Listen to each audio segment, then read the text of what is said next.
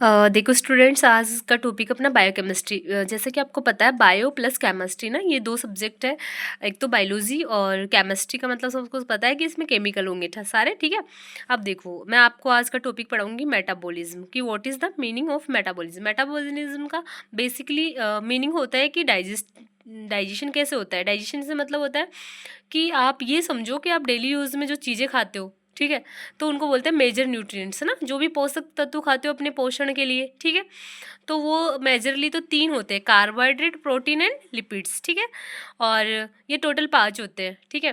तीन तो ये हो गए, दो होते हैं आपके, वो उनको माइनर बोलते हैं। एक तो होता है आपका विटामिन, ठीक है। एक एक होते हैं आपके मिनरल्स, ठीक है। तो टोटल करके 5 हो जाते हैं, लेकिन अपन को डेली यूज़ में 3 ही खाने होते हैं, ठीक है। तो देखो मेटाबॉलिज्म का मतलब होता है, देखो जैसे कि मैं आपको एग्जांपल दे रही हूँ कार्बोहाइड्रेट्स। अब आप ये बोलोगे कि कार्बोहाइड्रेट्स क्या होता है। कार्बोहाइड्रेट्स वो होते हैं जो आप डेली यूज़ में खाते हो, किसके लिए, एनर्जी के लिए, ठीक है। जैसे कि ब्रेड हो गई, रोटी हो गई, राइस हो गई, ठीक है ना, बनाना हो गया, ये सारी चीज़ें किस में आती है, कार्बोहाइड्रेट में। जैसे ही आप खाते हो तो ये आपके जो स्मॉल इंटेस्टाइन का पेनक्रियाज है, वहाँ पे जाके ये डाइजेशन होता है वहाँ पर ना। आपने अगर डाइजेस्टिव सिस्टम अच्छे से पढ़ा हो तो आपको पता होगा कि जो कंपाउंड फॉर्म से सिंपल फॉर्म में कन्वर्ट होते हैं ना, उसको अपन मेटाबॉलिज्म बोलते हैं। तो आपको देसी एग्जांपल में समझना है कि आपने देखिए सपोज दैट आपने बनाना खाया या फिर राइस खाया ना, तो वो आपको डाइजेशन के बाद में सिंपल फॉर्म में मिलेगा, उसको बोलेंगे ग्लूकोज। क्या बोलेंगे, ग्लूकोज।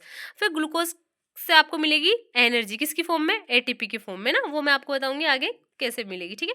अब देखो प्रोटीन, जैसे आपने जो भी खाया, पनीर, दालें, मूंग, अंकुर, जो भी चीजें हैं, बोलते हैं ना आपकी प्रोटीन खानी चाहिए। क्यों खानी चाहिए, क्योंकि बॉडी के बिल्डअप में प्रोटीन ही काम आती है। तो आपका प्रोटीन देखो कौन से सिंपल फॉर्म में बदलती है, अमाइनो एसिड्स में, जो क्या करती है, बॉडी बिल्डिंग के लिए काम करती है। क्या करती है, बॉडी बिल्डिंग के लिए ना।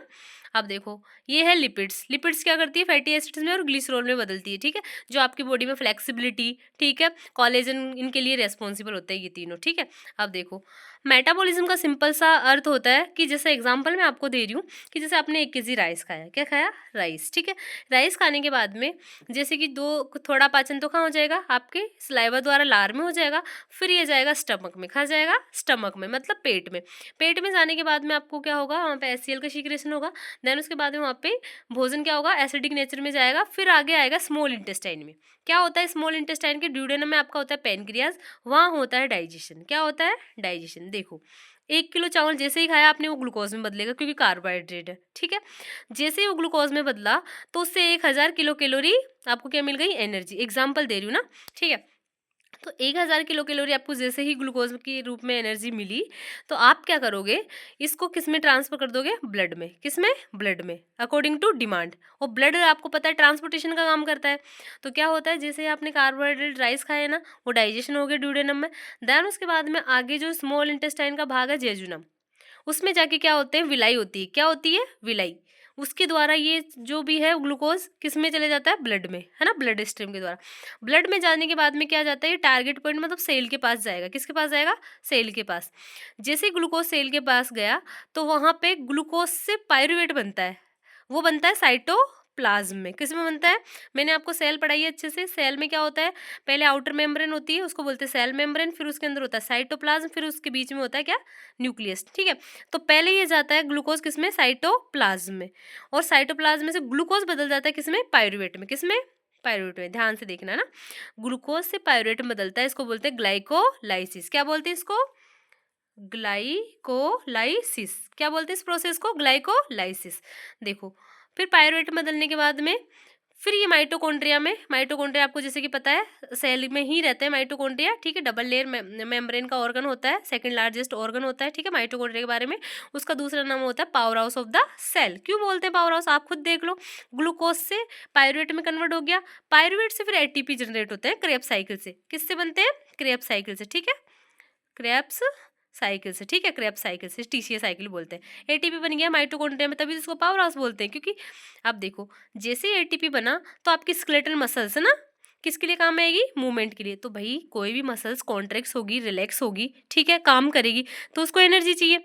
तो आपका जो एटीपी के रूप में एनर्जी मिलती है, एटीपी, वो बदल जाती है एडीपी में। किस में बदल जाती है, एडीपी में। एक फॉस्फेट का अणु रिलीज हो जाता है और वो आपको क्या दे देता है, एनर्जी। आई बात समझ में। तो ऐसा क्या होता है आपका, ये बायोकेमिस्ट्री की जो सब्जेक्ट है वो बेसिकली आपको एक एग्ज़ाम पॉइंट से भी इम्पोर्टेंट है, बाकी आपको अगर नॉलेजेबल मेडिकल लाइन के स्टूडेंट हो तो आपको एक नॉलेज होनी चाहिए, है ना? अब देखो इससे एक बीमारी को पता लगेगा कि कार्बोहाइड्रेट को ज़्यादा खाने से ग्लूकोज़ कैसे बढ़ता है, ठीक है?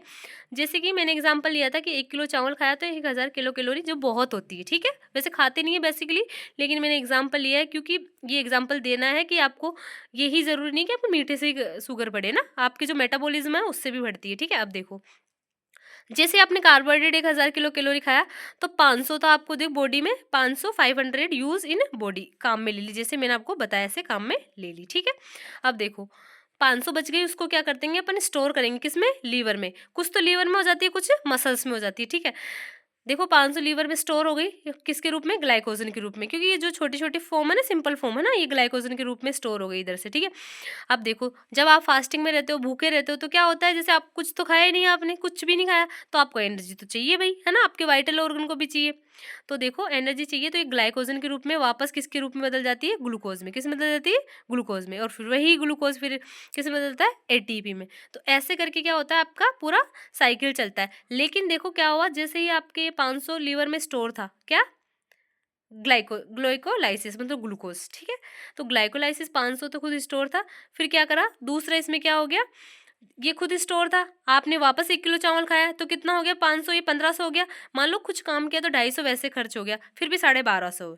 तो वो एक्स्ट्रा जो ग्लूकोज है वो कहाँ जाएगी, ब्लड में, फिर आपको क्या हो जाएगी, ब्लड शुगर। तो ऐसे आपकी डायबिटीज हो जाती है, और कुछ हार्मोनल इनबैलेंस की भी वजह से होती है, ठीक है? जो सारे हॉर्मोन्स होते हैं ना तुम्हारे, उसे एड्रिनल वगैरह से, ठीक है, वो आपको